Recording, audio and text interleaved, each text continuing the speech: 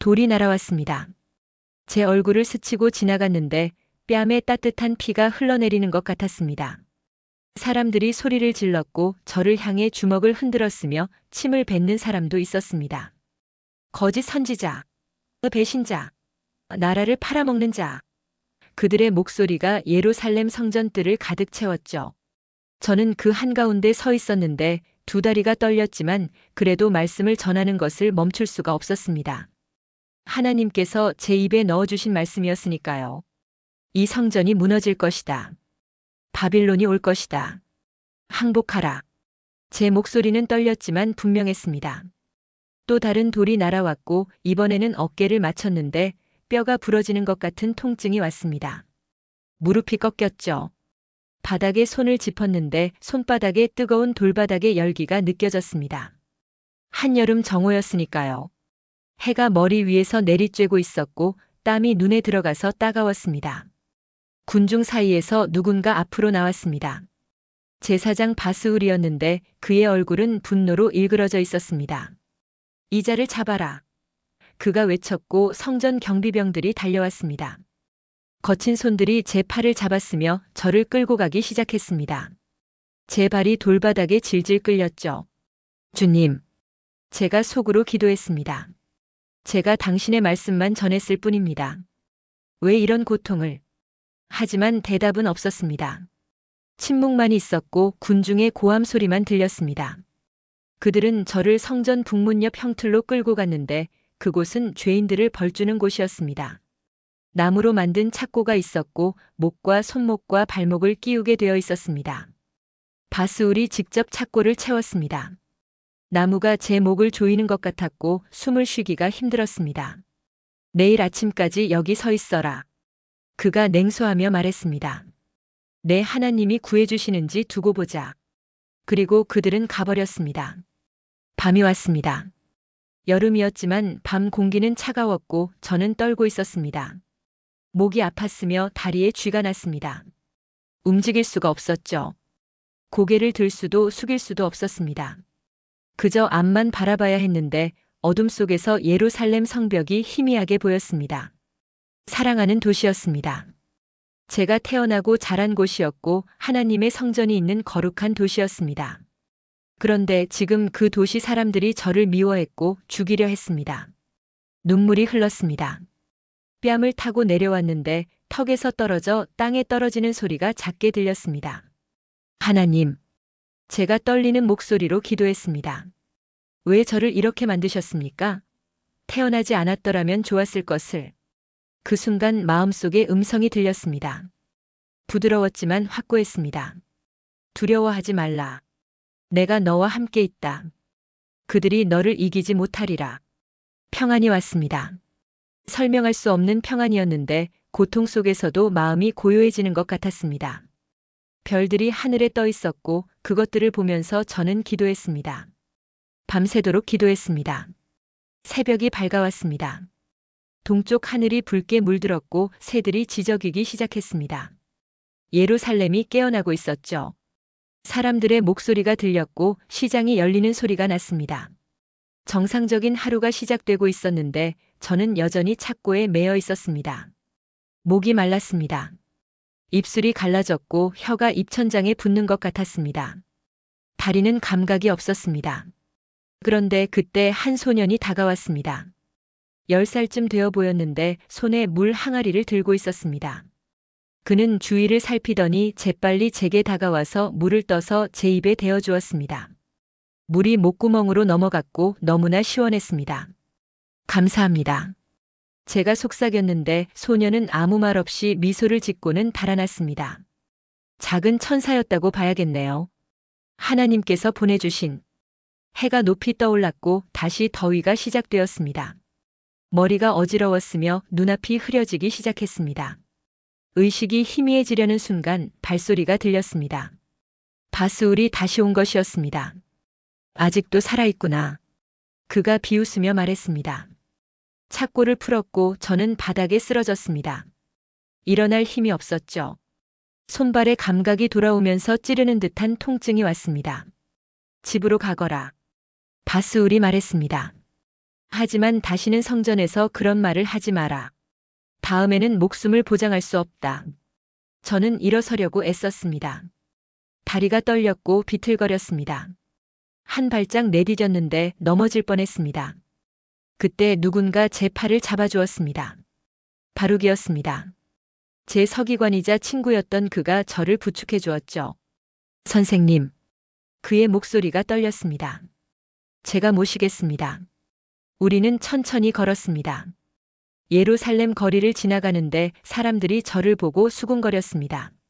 손가락질하는 사람도 있었고 침을 뱉는 사람도 있었습니다. 하지만 저는 계속 걸었습니다. 한 걸음 한 걸음.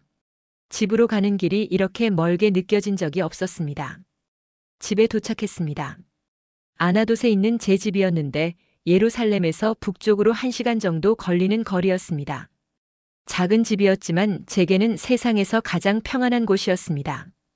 어머니가 문을 열었는데 제 모습을 보고 비명을 질렀습니다. 예레미야. 그녀가 달려와서 저를 안았고 눈물을 흘렸습니다. 무슨 일이에요? 누가 이렇게? 저는 말할 힘이 없었습니다. 그저 고개를 저었을 뿐이죠. 어머니와 바룩이 저를 안으로 들여보냈고 침상에 누웠습니다. 어머니가 물로 제 상처를 씻어주었는데 물이 따가웠지만 참았습니다. 약초를 상처에 발라주었고 깨끗한 천으로 감아주었습니다. 쉬세요. 어머니가 말했습니다. 이제 괜찮을 거예요. 하지만 저는 알고 있었습니다. 괜찮지 않을 것이라는 것을.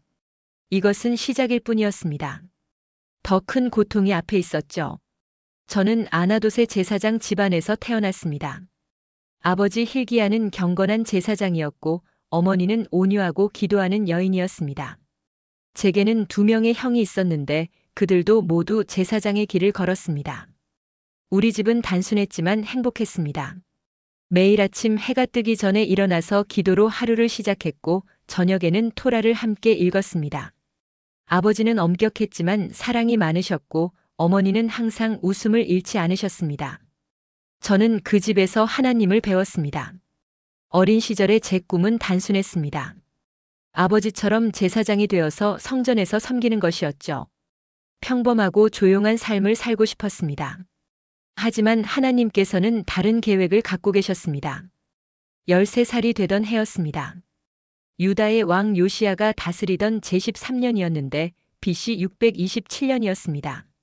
저는 들판에서 양들을 돌보고 있었습니다. 봄날이었고 들에는 꽃들이 피어 있었으며 양들은 평화롭게 풀을 뜯고 있었습니다. 저는 나무 그늘 아래 앉아서 쉬고 있었는데 갑자기 이상한 느낌이 들었습니다. 주위가 조용해진 것 같았고 바람이 멈춘 것 같았습니다. 그때 음성이 들렸습니다. 예레미야. 저는 깜짝 놀라서 주위를 둘러봤습니다. 아무도 없었죠. 예레미야. 음성이 다시 들렸는데 이번에는 마음속에서 들리는 것 같았습니다. 제 심장이 빠르게 뛰기 시작했고 손이 떨렸습니다. 누구십니까? 제가 떨리는 목소리로 물었습니다. 그때 말씀이 임했습니다. 하나님의 말씀이었습니다. 내가 너를 모태에 짓기 전에 너를 알았고 내가 배에서 나오기 전에 너를 성별하여 여러 나라의 선지자로 세웠다. 저는 두려웠습니다. 너무 어렸고 아는 것도 없었으며 말주변도 없었습니다. 주 여호와여. 제가 대답했습니다. 보소서 나는 아이라 말할 줄을 알지 못하나이다. 하지만 주님께서는 단호하셨습니다. 너는 아이라 말하지 말고 내가 너를 누구에게 보내든지 너는 가며 내가 내게 무엇을 명령하든지 너는 말할지니라. 그들 때문에 두려워하지 말라. 내가 너와 함께 있어 너를 구원하리라. 그리고 손이 제 입에 닿는 것 같았습니다. 따뜻했고 부드러웠으며 동시에 강력했습니다. 보라, 내가 내 말을 내 입에 두었노라. 보라, 내가 오늘 너를 여러 나라와 여러 왕국 위에 세워 내가 뽑고 헐며 파괴하고 넘어뜨리며 세우고 심게 하였느니라. 저는 땅에 엎드렸습니다. 몸이 떨렸고 눈물이 났습니다. 두려움 때문이기도 했지만 동시에 이상한 평안도 있었습니다. 하나님께서 선택하신 것이었습니다. 제가 아니라 하나님께서 말이죠. 집으로 돌아와서 아버지께 말씀드렸습니다. 아버지는 오랫동안 침묵하셨는데 얼굴이 심각했습니다. 어머니는 눈물을 흘리셨고 제 손을 꼭 잡았습니다. 선지자의 길은 외롭고 고통스러운 길이다. 아버지가 말씀하셨습니다. 하지만 하나님께서 부르셨다면 순종해야 한다. 그날 밤 우리 가족은 함께 기도했습니다. 저를 위해 기도해 주셨고 하나님의 보호하심을 구했습니다. 그 후로 저는 달라졌습니다. 말씀이 제게 임하기 시작했는데 처음에는 작은 속삭임 같았지만 점점 더 분명해졌습니다. 하나님께서 보여주시는 환상도 있었습니다. 어느 날은 살구나무 가지를 보았는데 주님께서 말씀하셨습니다. 내가 내 말을 지켜 그대로 이루려고 깨어 있다. 또 어느 날은 끓는 솥이 북쪽에서 기울어지는 것을 보았는데 주님께서 말씀하셨습니다. 재앙이 북쪽에서 이 땅 모든 주민에게 쏟아지리라. 저는 이해할 수 없었습니다. 무슨 재앙이란 말입니까? 우리는 하나님의 백성이 아닙니까? 예루살렘은 하나님의 도시가 아닙니까? 하지만 시간이 지나면서 알게 되었습니다. 요시야 왕은 선한 왕이었습니다. 그는 성전을 수리하고 우상들을 제거했으며 백성들을 하나님께로 돌아오게 했습니다. 제가 20살이 되던 해에는 큰 종교 개혁이 있었는데 성전에서 율법책이 발견되었고 왕이 백성 앞에서 그것을 읽었습니다. 사람들이 회개했고 울었으며 하나님께 돌아왔습니다. 저는 그 광경을 보면서 희망을 느꼈습니다. 어쩌면 하나님께서 보여주신 재앙은 오지 않을 수도 있다고 생각했죠. 하지만 주님께서는 제게 말씀하셨습니다. 그들의 회개가 진실하지 않다. 겉모습만 고쳤을 뿐 마음은 여전히 악하다. 그들은 입술로는 나를 가까이 하나 그 마음은 내게서 멀도다. 저는 괴로웠습니다. 어떻게 그런 말씀을 전할 수 있겠습니까? 왕도 백성도 모두 기뻐하고 있는데 제가 가서 심판의 메시지를 전한다면 그들이 어떻게 받아들이겠습니까? 그런데 하나님께서는 저를 보내셨습니다. 예루살렘 거리로 성전뜰로 시장으로 보내셨습니다. 저는 외쳤습니다. 너희가 도둑질하고 살인하고 간음하며 거짓 맹세를 하면서도 내 이름으로 일컬음을 받는 이 성전에 와서 내 앞에 서서 말하기를 우리가 구원을 받았다 하느냐? 사람들이 저를 이상하게 쳐다봤습니다. 너희가 이 성전을 도둑의 소굴로 만들었다. 제 목소리는 떨렸지만 말씀은 분명했습니다. 하나님께서 실로를 버리신 것처럼 이 성전도 버리실 것이다. 실로는 옛날에 언약궤가 있던 곳인데 블레셋에게 빼앗긴 후로 황폐해진 장소였습니다. 그 말을 들은 사람들이 술렁이기 시작했습니다. 무슨 소리냐? 성전을 모독하는구나. 저자를 잡아라. 저는 도망쳐야 했습니다. 좁은 골목길을 뛰어다니며 숨었는데 심장이 터질 것 같았습니다. 25살이 되던 해에 요시야 왕이 전쟁에서 돌아가셨습니다. 애굽의 바로 느고와 싸우다가 무깃도에서 화살을 맞고 돌아가신 것이었습니다. 온 나라가 슬퍼했고 저도 울었습니다. 선한 왕이었기 때문이었습니다. 그 후로 나라가 급격히 나빠지기 시작했는데 요시야의 아들들이 왕이 되었지만 그들은 아버지와 달랐습니다. 여호아하스는 3달 만에 애굽으로 끌려갔고 그 다음에는 여호야김이 왕이 되었는데 그는 악한 왕이었습니다. 우상 숭배가 다시 시작되었고 가난한 자들을 압제했으며 불의가 만연했습니다. 저는 또다시 말씀을 전해야 했습니다. 더 강한 메시지를, 더 무서운 경고를 전해야 했습니다. 바빌론이 온다. 하나님께서 제게 말씀하셨습니다. 북쪽에서 재앙이 온다. 느부갓네살 왕이 이 땅을 멸할 것이다. 그때는 아무도 바빌론을 무서워하지 않았습니다. 바빌론은 멀리 있는 나라였고 애굽이 더 큰 위협이었으니까요. 하지만 저는 말씀을 전했습니다. 거리에서 성전에서 왕궁 앞에서 외쳤습니다. 여호야김 왕의 제4년이었습니다. BC 605년이었는데 하나님께서 특별한 명령을 주셨습니다. 두루마리를 가져다가 내가 내게 말한 모든 것을 기록하라. 저는 바룩을 불렀습니다. 그는 제 서기관이었는데 믿을 만한 사람이었고 하나님을 경외하는 자였습니다. 바룩. 제가 말했습니다. 하나님의 말씀을 받아 적어야 합니다. 우리는 며칠 밤을 새워 일했습니다. 저는 말했고 바룩은 받아 적었습니다.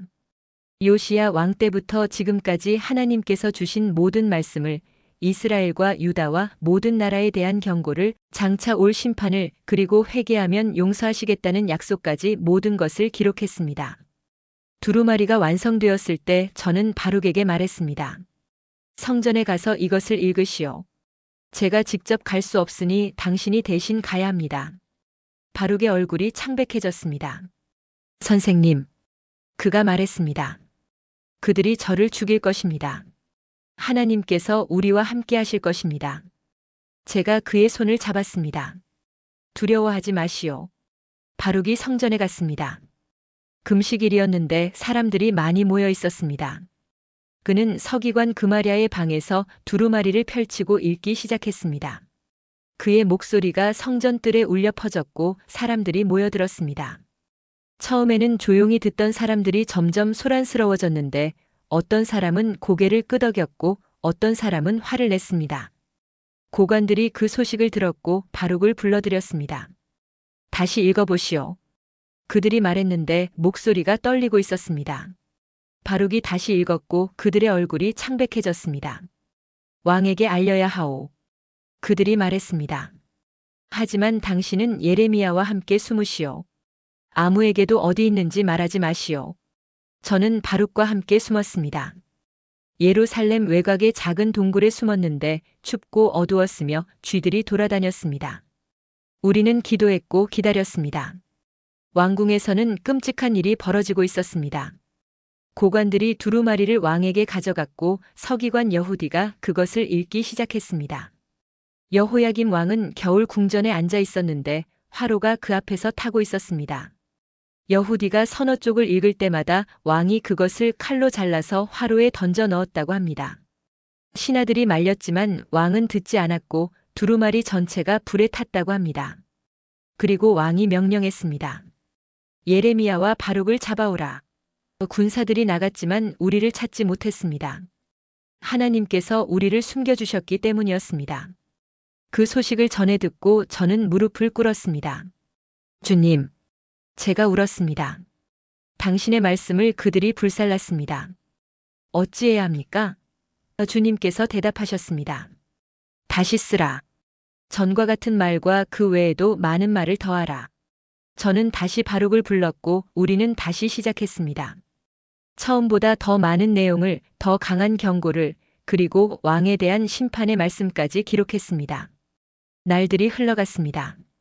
30살이 되었고 40살이 되었으며 50살이 가까워졌습니다. 세월은 빠르게 지나갔지만 제 메시지는 변하지 않았습니다. 바빌론이 온다. 항복하라. 회개하라. 사람들은 저를 점점 더 미워했고 박해는 더 심해졌습니다. 제 고향 아나돗 사람들조차 저를 죽이려 했습니다. 제 형제들과 친척들이 저를 배신했는데 그것이 가장 아팠습니다. 당신 때문에 우리가 수치를 당한다. 그들이 소리쳤습니다. 우리 마을에 오지 마라. 저는 외톨이가 되었습니다. 친구도 없었고 가족도 등을 돌렸으며 결혼도 할 수 없었습니다. 하나님께서 금하셨기 때문이었습니다. 이 땅에서 아내를 맞지 말라. 아들과 딸을 두지 말라. 이곳에서 태어나는 아들, 딸들과 그들을 낳은 어미, 아비들이 다 죽을 것이기 때문이다. 혼자였습니다. 너무나 혼자였습니다. 밤마다 저는 하나님과 씨름했습니다. 무릎을 꿇고 울부짖었는데 눈물이 마르지 않았습니다. 주님, 제가 외쳤습니다. 당신께서 저를 속이셨습니까? 당신께서 저보다 강하시기에 이기셨습니다. 저는 종일 조롱거리가 되었고 사람마다 저를 비웃습니다. 제 주먹이 땅을 쳤고 목소리가 쉬었습니다. 제가 말을 할 때마다 폭력과 멸망을 외치니 여호와의 말씀이 제게 종일토록 조롱과 모욕거리가 됩니다. 저는 숨이 차올랐고 가슴이 답답했습니다. 속으로 다시는 여호와를 선포하지 않으리라 했지만 눈물이 흘렀고 목소리가 떨렸습니다. 주의 말씀이 제 심령에 불같이 타올라서 참을 수가 없습니다. 침묵이 흘렀습니다. 어둠 속에서 저는 기다렸는데 하나님의 음성을 기다렸습니다. 그리고 부드럽게, 아주 부드럽게 말씀이 들렸습니다. 내가 너와 함께 있다. 끝까지 함께 있을 것이다. 평안이 왔습니다. 고통은 여전했지만 평안도 있었습니다. 어느 날 하나님께서 이상한 명령을 주셨습니다. 토기장이의 집으로 가라.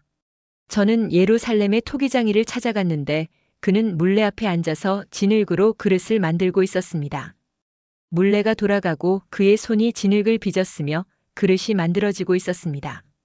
그런데 그릇이 잘못 만들어졌는지 토기장이가 다시 뭉개서 새로운 그릇을 만들기 시작했습니다. 저는 그 광경을 보고 있었는데 하나님의 음성이 들렸습니다. 이스라엘 집이여, 이 토기장이가 하는 것 같이 내가 능히 너희에게 행하지 못하겠느냐? 진흙이 토기장이의 손에 있는 것 같이 너희가 내 손에 있느니라. 저는 이해했습니다.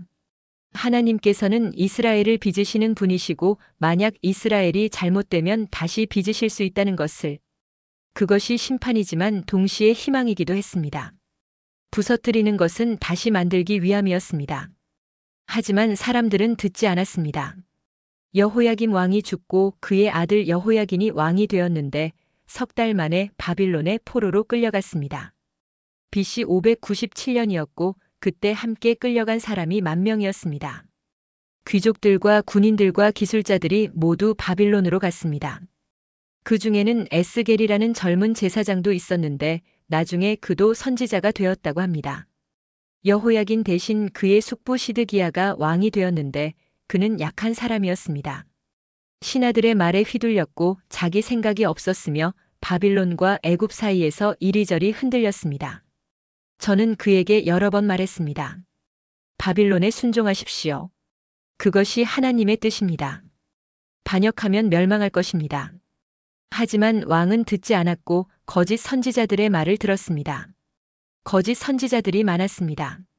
그들은 평안을 외쳤고 승리를 약속했으며 조만간 바빌론에 끌려간 사람들이 돌아올 것이라고 말했습니다. 사람들이 그들의 말을 믿었는데 듣기 좋은 말이었기 때문이었습니다. 하나냐라는 선지자가 있었는데 그는 성전에서 외쳤습니다. 2년 안에 바빌론의 멍에를 꺾을 것이다. 그리고 제 목에서 나무 멍에를 빼앗아 부러뜨렸습니다. 그 나무 멍에는 하나님께서 제게 매라고 하신 것이었는데 바빌론의 지배를 상징하는 것이었습니다. 하나냐가 그것을 부러뜨리고 사람들이 환호했습니다. 저는 그 자리를 떠났고 하나님께 기도했습니다. 주님께서 대답하셨습니다. 가서 하나냐에게 말하라. 내가 나무 멍에는 꺾었지만 그 대신 쇠 멍에를 만들었다고. 그리고 그는 올해 안에 죽을 것이다. 저는 그대로 전했고 2달 후에 하나냐가 죽었습니다. 사람들이 두려워했지만 여전히 회개하지는 않았습니다. 시드기야 왕 제9년에 바빌론이 다시 왔습니다. BC 588년 1월 10일이었는데 느부갓네살 왕이 대군을 이끌고 예루살렘을 포위했습니다. 그날을 저는 잊을 수 없습니다. 성벽 위에서 바빌론 군대를 보았는데 끝없이 펼쳐져 있었습니다. 깃발들이 바람에 펄럭였고 무기들이 햇빛에 번쩍였으며 전차들과 공성 무기들이 줄지어 있었습니다. 예루살렘이 포위되었고 성문이 닫혔으며 포위 공격이 시작되었습니다. 저는 왕궁으로 가서 시드기야 왕에게 말했습니다. 항복하십시오. 나가서 바빌론 왕의 고관들에게 항복하면 목숨을 건지실 것입니다. 이 성도 불타지 않을 것입니다. 왕의 얼굴이 창백했고 손이 떨렸습니다. 그럴 수 없소. 그가 말했습니다. 이미 바빌론으로 간 유다 사람들이 나를 조롱할 것이요. 신하들도 가만두지 않을 것이요. 목숨이 중요합니까? 체면이 중요합니까? 제가 물었습니다. 하지만 왕은 대답하지 않았습니다. 포위가 계속되었습니다. 날들이 주가 되었고 주가 달이 되었으며 달이 쌓여갔습니다. 예루살렘 안에서 식량이 떨어지기 시작했는데 처음에는 보리와 밀이 귀해졌고 나중에는 아무것도 없어졌습니다. 사람들이 굶기 시작했고 아이들이 울었으며 노인들이 쓰러졌습니다. 거리에서 시체를 보게 되었는데 묻을 힘도 없었습니다. 저도 굶고 있었습니다. 하루에 빵 한 조각과 물 한 모금이 전부였는데 그것도 구하기 어려웠습니다. 몸이 말라갔고 뼈가 드러났으며 걷기도 힘들었습니다. 그런데도 저는 계속 외쳤습니다. 항복하라. 나가라. 그것이 살 길이다. 사람들이 저를 배신자라고 불렀고 나라를 팔아먹는다고 비난했습니다. 마침내 신하들이 왕에게 고발했습니다. 예레미야가 군사들의 사기를 떨어뜨립니다. 백성들에게도 나쁜 영향을 끼칩니다. 그를 죽여야 합니다. 시드기야 왕이 말했습니다. 그는 너희 손에 있다. 내가 어찌 너희를 거역하겠느냐? 그들이 저를 잡아갔습니다. 왕궁 안뜰에 있는 감옥으로 끌고 갔는데 그곳에는 물 웅덩이가 있었습니다. 마르지 않은 웅덩이였지만 물은 없었고 깊은 진흙만 있었습니다. 그들이 밧줄로 저를 묶어서 웅덩이 안으로 내렸습니다. 저는 진흙 속으로 빠져들어갔는데 진흙이 무릎까지 올라왔고 움직일 수가 없었습니다. 차가웠고 축축했으며 어두웠습니다. 햇빛이 들어오지 않았고 소리도 들리지 않았습니다. 혼자였습니다. 완전히 혼자였습니다. 죽는구나 싶었습니다. 여기서 굶어 죽거나 진흙에 빠져 죽겠구나 생각했습니다. 하지만 하나님께서는 저를 버리지 않으셨습니다. 구스 사람 에벤멜렉이라는 내시가 있었는데 그가 왕에게 간청했습니다. 내 주 왕이여, 저 사람들이 선지자 예레미야에게 행한 모든 일은 악합니다. 성중에 양식이 떨어졌으니 그가 그곳에서 굶어 죽을 것입니다. 왕이 마음을 돌렸고 에벤멜렉에게 사람 30명을 주어 저를 끌어올리게 했습니다. 에벤멜렉이 웅덩이 위로 왔는데 밧줄을 내리기 전에 해진 옷과 천 조각들을 먼저 내려보냈습니다. 선지자님, 그가 외쳤습니다. 이것들을 겨드랑이에 대고 밧줄을 두르십시오. 저는 그대로 했고 그들이 저를 끌어올렸습니다. 진흙에서 빠져나왔고 햇빛을 다시 보았으며 살았습니다. 에벤멜렉의 얼굴을 보았는데 눈물이 났습니다. 감사합니다. 제가 속삭였습니다. 그는 미소를 지었습니다. 하나님께서 함께 하십니다. 그가 말했습니다. 저는 다시 감옥으로 갔지만 웅덩이는 아니었습니다. 그래도 살아있었고 숨을 쉴 수 있었으며 기도할 수 있었습니다. 포위는 계속되었습니다. 1년 반이 지났고 예루살렘은 더 이상 버틸 수 없게 되었습니다. 시드기야 왕 제11년 4월 9일 성벽에 구멍이 뚫렸습니다. 바빌론 군대가 밀려들어왔고 예루살렘이 함락되었습니다. 그날 밤 시드기야 왕이 도망쳤는데 군사들과 함께 성 동쪽 문으로 빠져나가 여리고 쪽으로 갔습니다. 하지만 바빌론 군대가 그를 쫓아갔고 여리고 평지에서 붙잡혔습니다. 왕을 리블라에 있는 느부갓네살 왕에게 끌고 갔고 거기서 재판을 받았습니다. 끔찍한 일이 벌어졌는데 시드기야가 보는 앞에서 그의 아들들을 죽였습니다. 그리고 시드기야의 두 눈을 뽑았으며 놋사슬로 묶어 바빌론으로 끌고 갔습니다. 그의 마지막 본 것은 자식들의 죽음이었습니다. 제 경고를 듣지 않은 대가였습니다. 한 달 후 예루살렘이 완전히 파괴되었습니다. 바빌론의 시위대장 느부사라단이 왔는데 느부갓네살 왕의 명령을 받고 왔습니다. 그가 성전에 불을 질렀고 왕궁에 불을 질렀으며 예루살렘의 모든 큰 집들을 불태웠습니다. 군대가 성벽을 헐었고 예루살렘은 폐허가 되었습니다. 저는 감옥에서 그 광경을 보았는데 연기가 하늘을 뒤덮었고 불길이 치솟았으며 건물들이 무너지는 소리가 들렸습니다. 성전이 무너졌습니다. 솔로몬이 지은 그 아름다운 성전이 하나님의 영광이 임재하시던 그곳이 불타고 무너졌습니다. 제 마음도 함께 무너졌고 눈물이 멈추지 않았습니다. 하나님, 제가 울부짖었습니다. 어찌하여 이런 일이? 하지만 저도 알고 있었습니다. 제가 40년 동안 경고했던 일이었습니다. 그들이 듣지 않았고 회개하지 않았으며 하나님을 버렸기 때문이었습니다. 느부사라단이 저를 찾아왔습니다. 감옥 문이 열렸고 그가 들어왔습니다. 저는 죽는 줄 알았는데 그런데 그가 말했습니다. 예레미야 선지자. 그의 목소리가 의외로 부드러웠습니다. 바빌론 왕께서 너를 선대하라고 명령하셨다. 원하는 대로 하라. 바빌론으로 가고 싶으면 내가 잘 돌보겠고 여기 남고 싶으면 그렇게 하라. 저는 놀랐습니다. 왜 바빌론 왕이 저를 알고 있을까요? 나중에 알게 되었는데 바빌론으로 끌려간 유다 사람들이 제 말을 전했다고 합니다. 바빌론에 항복하라고 말한 선지자가 있다고, 그래서 느부갓네살이 저를 죽이지 말라고 명령한 것이었습니다. 저는 대답했습니다. 저는 제 백성과 함께 있겠습니다. 이 땅에 남겠습니다. 느부사라단이 고개를 끄덕였고 저를 풀어주었습니다. 그리고 곡식과 예물을 주었으며 떠났습니다. 예루살렘은 폐허였습니다. 성전은 재만 남았고 집들은 무너졌으며 성벽은 허물어졌습니다. 시체들이 거리에 널려 있었는데 까마귀들이 날아다녔고 들개들이 돌아다녔습니다. 살아남은 사람들은 극소수였는데 대부분이 바빌론으로 끌려갔습니다. 남은 자들은 가난한 농부들과 포도원지기들이었고 그들에게 땅이 분배되었습니다. 느부갓네살이 그달랴를 총독으로 세웠는데 그는 선한 사람이었고 하나님을 경외하는 자였습니다. 그가 미스바에 총독부를 세웠고 사람들을 모았으며 질서를 회복하려 했습니다. 저도 그곳으로 갔습니다. 그달랴와 함께 백성을 돌보았고 위로했으며 희망을 주려 노력했습니다. 70년이 지나면 하나님께서 너희를 돌아오게 하실 것이다. 제가 말했습니다. 이것이 끝이 아니다. 하나님께서는 너희를 위한 계획을 가지고 계신다. 재앙이 아니라 평안의 계획, 너희에게 미래와 희망을 주시는 계획이다.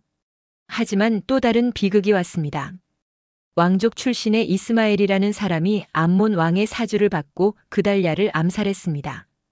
그는 10명의 사람들과 함께 미스바에 와서 그달랴와 함께 식사를 하다가 칼로 그를 죽였습니다. 그리고 그곳에 있던 유다 사람들과 바빌론 군사들도 죽였으며 도망쳤습니다. 남은 백성들이 두려워했는데 바빌론이 보복할 것을 걱정했습니다. 그들이 저를 찾아왔고 요하난이라는 군대 장관이 말했습니다. 우리를 위해 하나님께 기도해 주십시오. 어디로 가야 할지, 무엇을 해야 할지 알려주십시오. 하나님께서 말씀하시는 대로 우리가 하겠습니다. 저는 열흘 동안 기도했습니다. 금식하며 하나님께 구했고 응답을 기다렸습니다. 열흘째 되는 날 말씀이 임했습니다. 이 땅에 머물러라. 애굽으로 가지 마라. 두려워하지 마라. 바빌론 왕을 두려워하지 말라. 내가 너희와 함께 있어 너희를 구원하리라. 저는 백성들을 불러 모았습니다. 요하난과 모든 군대 장관들과 백성들이 모였고 저는 하나님의 말씀을 전했습니다. 이 땅에 머물면 하나님께서 여러분을 세우시고 뽑지 않으시며 심으시고 뽑지 않으실 것입니다. 재앙을 내린 것을 후회하신다고 하셨습니다. 하지만 애굽으로 가면 두려워하는 칼이 거기서 여러분을 따라잡을 것이고 기근이 여러분을 뒤따를 것입니다. 사람들의 얼굴이 굳어졌고 요하난이 화를 냈습니다. 거짓말입니다. 그가 소리쳤습니다. 하나님께서 그런 말씀을 하지 않으셨습니다. 바룩이 당신을 부추겨서 우리를 바빌론 사람의 손에 넘기려는 것입니다. 다른 교만한 사람들도 동조했고 저를 비난했습니다. 그리고 그들은 결정했습니다. 애굽으로 가기로. 강제로 저와 바룩도 데리고 갔습니다. 저는 울면서 외쳤습니다. 가지 마십시오. 이것은 멸망의 길입니다. 하지만 그들은 듣지 않았습니다. 우리는 애굽으로 갔습니다. 다바네스라는 도시에 정착했는데 그곳에는 유다 피난민들이 많았습니다. 그들은 새로운 삶을 시작하려 했지만 옛 죄를 반복했습니다. 우상을 섬기기 시작했고 하늘의 여왕이라는 신에게 분향했으며 전병을 만들어 바쳤습니다. 저는 또다시 경고해야 했습니다. 이것이 바로 예루살렘이 멸망한 이유입니다. 여러분의 조상들이 우상을 섬겼기 때문입니다. 여기서도 같은 일을 하시겠습니까? 하지만 사람들은 저를 조롱했습니다. 우리가 하늘의 여왕에게 분향할 때는 먹을 것이 풍부했고 재앙이 없었습니다.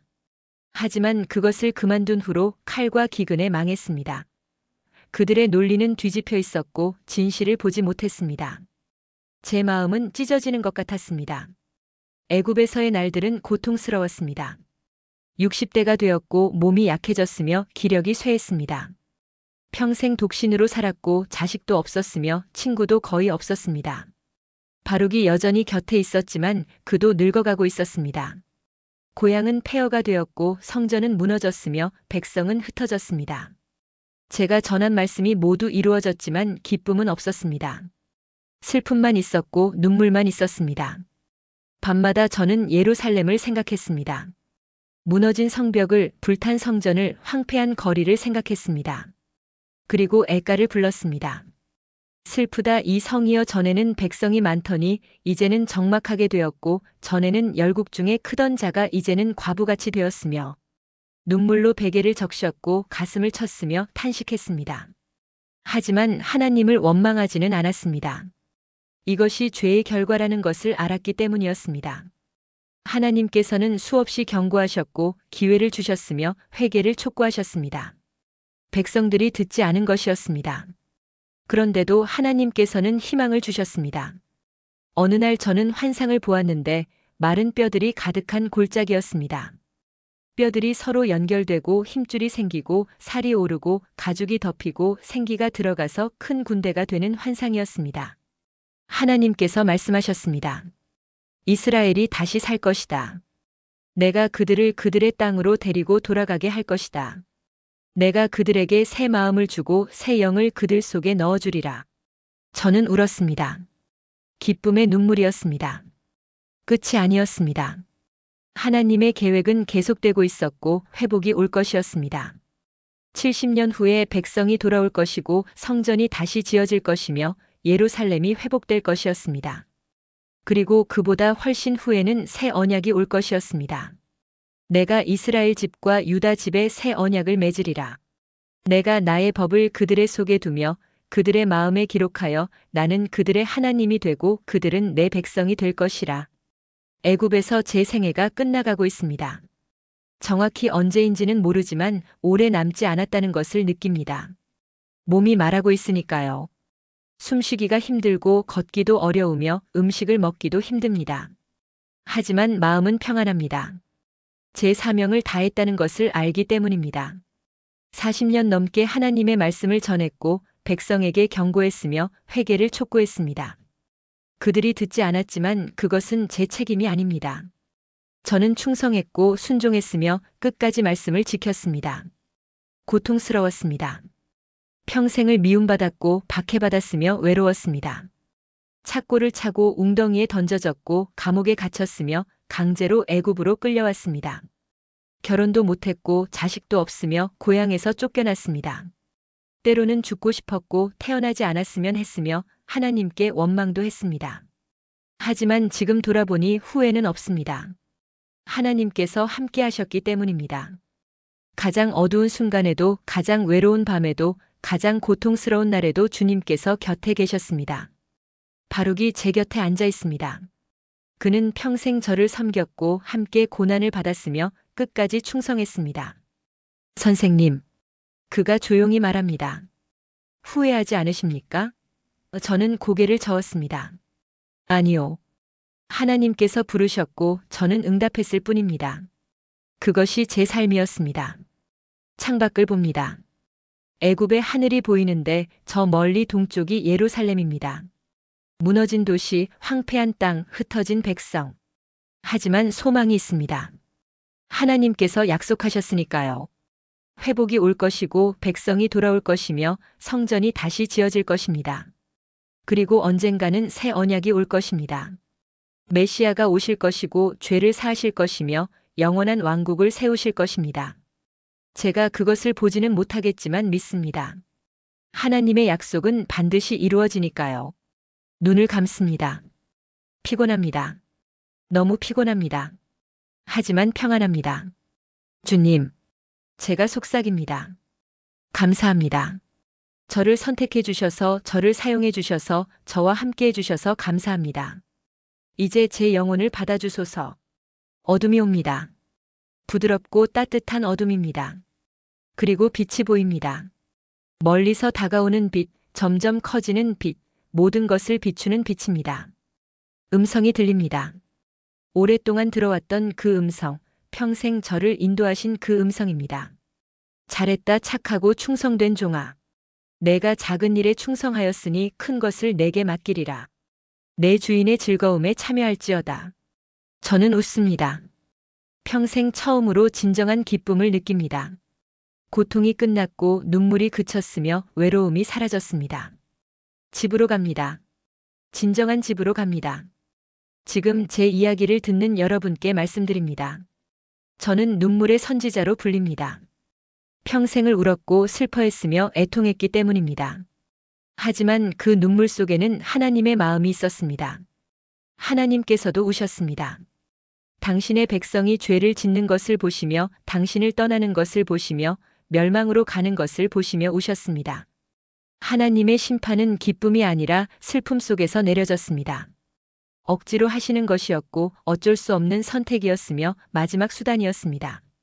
수없이 경고하셨고 기회를 주셨으며 회개를 기다리셨습니다. 하지만 백성이 돌아오지 않았을 때 어쩔 수 없이 심판하신 것입니다. 그것이 사랑이었습니다. 죄를 그냥 두실 수 없는 거룩한 사랑, 바로잡아야 하는 정의로운 사랑, 결국은 회복시키려는 회복의 사랑이었습니다. 여러분도 고통 속에 있을 수 있습니다. 이해받지 못하고 외롭고 힘들 수 있습니다. 옳은 일을 하는데도 미움받고 진실을 말하는데도 박해받고 충성하는데도 버림받을 수 있습니다. 저처럼 말이죠. 하지만 포기하지 마십시오. 하나님께서는 보고 계시고 아시고 계시며 함께하고 계십니다. 당신의 눈물을 기억하시고 당신의 기도를 들으시며 당신의 충성을 아십니다. 지금은 어둡지만 새벽이 올 것입니다. 지금은 고통이지만 회복이 올 것입니다. 지금은 눈물이지만 기쁨이 올 것입니다. 하나님의 약속은 반드시 이루어집니다. 제가 그것을 증거합니다. 평생을 고통 속에 살았지만 후회하지 않습니다. 하나님께서 함께 하셨기 때문입니다. 마지막으로 이것을 기억하십시오. 제가 예언한 새 언약, 그것은 이루어졌습니다. 제가 죽은 지 600년 후에 메시아께서 오셨습니다. 예수님이라는 이름으로 오셨고 십자가에서 죽으셨으며 부활하셨습니다. 그분께서 새 언약을 세우셨고 죄를 사하셨으며 영원한 왕국을 여셨습니다. 제 예언이 성취된 것입니다. 하나님의 계획은 이루어졌고 구원은 완성되었습니다. 그러니 믿으십시오. 예수님을 믿으십시오. 그분이 길이요 진리요 생명이십니다. 그분을 통해서만 아버지께로 갈 수 있습니다. 제가 평생 기다렸던 그 메시아, 제가 예언했던 그 구원자를 믿으십시오. 그리하면 여러분도 영원한 집으로 갈 것입니다. 눈물이 없고 고통이 없고 죽음이 없는 그곳으로 갈 것입니다. 하나님께서 친히 함께 계시는 그곳으로 갈 것입니다. 제 이야기는 끝났습니다. 하지만 하나님의 이야기는 계속됩니다. 여러분의 이야기도 계속됩니다. 오늘도 하나님께서는 말씀하고 계시고 부르고 계시며 기다리고 계십니다. 그 음성을 들으십시오. 그 부름에 응답하십시오. 그 사랑을 받으십시오. 쉽지 않을 것입니다. 고통도 있을 것이고 외로움도 있을 것이며 눈물도 있을 것입니다. 하지만 하나님께서 함께 하실 것입니다. 끝까지 함께 하실 것입니다. 그리고 마지막에는 말씀하실 것입니다. 잘했다 착하고 충성된 종아. 그것이면 충분합니다. 그것이 우리 삶의 목표이고 우리 신앙의 완성이며 우리 소망의 성취입니다. 하나님께 영광을 이제와 영원토록. 아멘.